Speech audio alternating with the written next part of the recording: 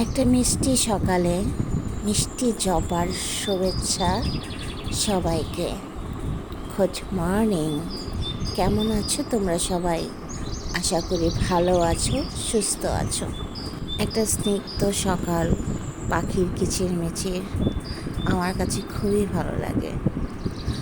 খুব সুন্দর একটা সকাল, আমার খুব প্রিয় একটা সময়। আজকে ঘুম থেকে উঠেই দেখি অনেক ফুল ফুটেছে গাছে। জবা ফুটেছে, সাদা জবাও ফুটেছে।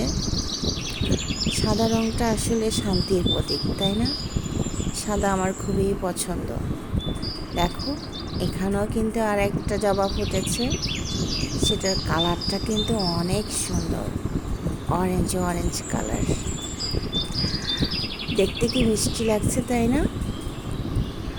আমি খুব ফুল ভালোবাসি, আমার ফুল খুবই পছন্দ। ফুল দেখলে আমার মন ভালো হয়ে যায়, যদিও সব সময় তার ফুল ফোটে না। তাই এখানে জিজি প্ল্যান, এটা 2টা ডাল ছিল, এখানে নতুন একটা ডাল বেরিয়েছে। ভীষণ ভালো লাগছে। সবুজ গাছপালা, প্রকৃতি, পাখি, ফুল আমার ভীষণ পছন্দ।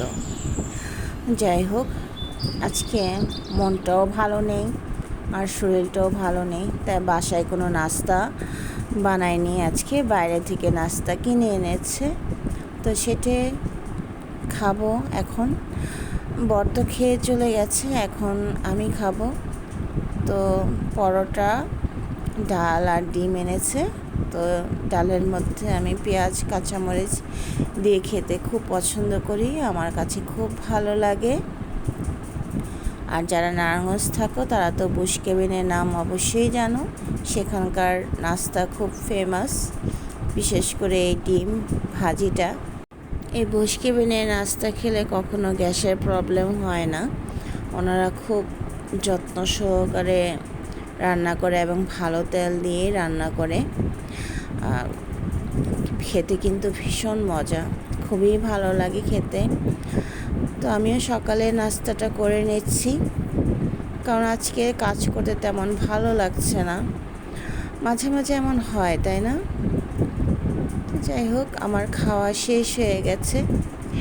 আসলে একা একা থাকাটা খুব কঠিন, যেহেতু সারাদিনই আমি একা থাকি, কথা বলার মানুষ নেই। তাই নিজেকে যতটুকু পারি নিজেকে ব্যস্ত রাখার চেষ্টা করি। এই তো এভাবেই সময় কেটে যায়, চলে যায়। আর যারা আমরা ইউটিউবে আছি তাদের তো অনেক ব্যস্ততা, ভিডিও করা, দেখা, সব কিছু মিলে। তারপরও কিন্তু একাকিত্ব ফিল হয়, কি আর করব। যাই হোক, তো নাস্তা খেয়ে সকালের কাজ শেষ করে এখন দুপুরে রান্না করতে চলে আসলাম। আজকে সাকচ মাছ রান্না করব। এই মাছটা তো অনেকেই চেনো না। এই মাছটা কিন্তু মাংসের মতন খেতে লাগে। কাটা নেই, কাটা থাকলেও মাঝখানে একটু কাটা থাকে, তাও অনেক নরম। এটা চিবিয়েই খাওয়া যায়, কোনো সমস্যা নেই। তো আজকে এই মাছগুলা রান্না করব, মাংস যেভাবে রান্না করি সেভাবেই রান্না করব। তো পুরনো কড়াইটার মধ্যে ভেজে নিচ্ছি, কারণ লেগে যায়। এটার মধ্যে ভাজার পরও দেখা যায় মাছগুলা নিচে লেগে গিয়েছে, জানি না কী কারণে লেগেছে। এই তো মাছ ভাজা হয়ে গেছে আমার। তো এখন জিরা ফোড়ন দিয়ে পেঁয়াজ, এলাচ, দারচিনি, আদা, রসুন দিয়ে ভালো করে এটাকে একটু ভেজে নেব। মাংস যেভাবে রান্না করি আমরা সেভাবেই রান্না করব। খেতে কিন্তু ভীষণ ভালো লাগে, মাংসের মতনই লাগে খেতে। কে কে এই মাছটা খেয়েছো জানাইও। মাঝে মাঝে কাজ করতে বা রান্না বান্না করতে এত অলসতা কাজ করে, ভালো লাগে না আসলে। প্রতিদিন একই রকম কাজ, সেই সকাল থেকে ঘুম থেকে একই কাজ, রান্না বান্না, ঘর মোছা, থালা বাসন ধোয়া, ঘর পরিষ্কার করা। প্রতিদিন আর এক কাজ ভালো লাগে না, তাই না? কি আর করার, মেয়েদের কাজই তো এটা। আজ না হয় কাল করতে তো হবেই। তো আজ কেন জানি এত বোর ফিল করতেছি, জানি না।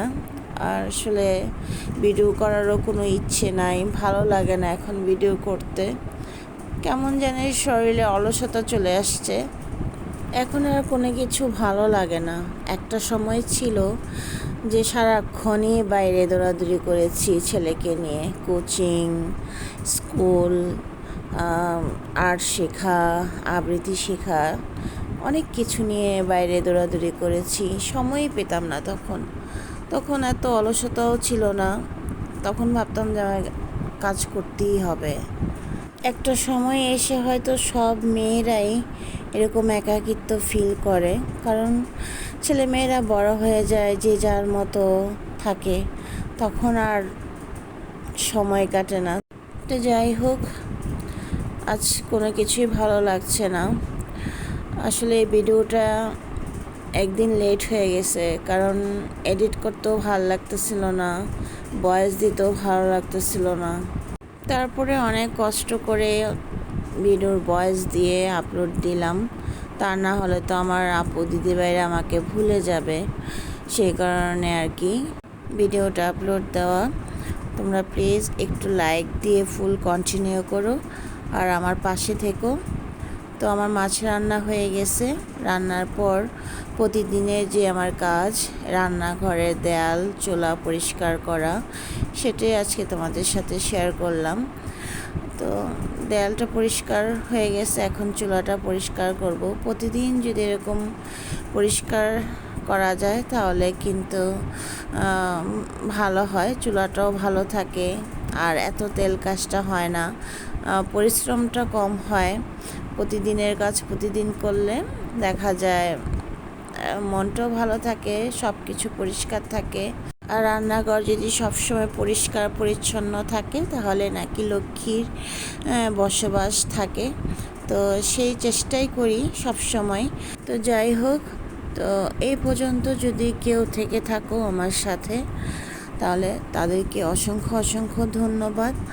আর যারা আমার ভিডিও দেখো কিন্তু এখনও আমার চ্যানেলটিকে সাবস্ক্রাইব করোনি, তাদের কাছে অনুরোধ, যদি আমার ভিডিওটির কোনো একটা অংশ তোমার কাছে ভালো লেগে থাকে তাহলে সাবস্ক্রাইব করে আমার পাশে থাকতে পারো।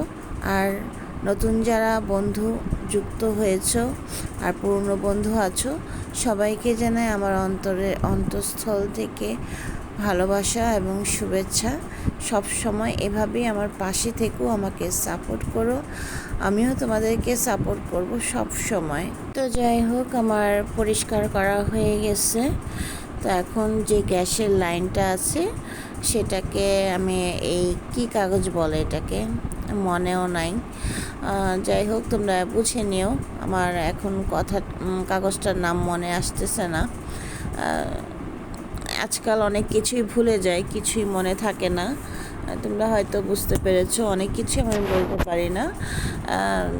যাই হোক, তো এই যে জায়গাটা এটাকে ঢেকে রেখেছি, কারণ তেল কাজটা পরে এতটা নোংরা হয়ে থাকে, এটা পরিষ্কার করতে অনেক কষ্ট। যাই হোক, আমার পরিষ্কার করা হয়ে গেছে। আজ এ পর্যন্তই। সবাই ভালো থাকো, সুস্থ থাকো।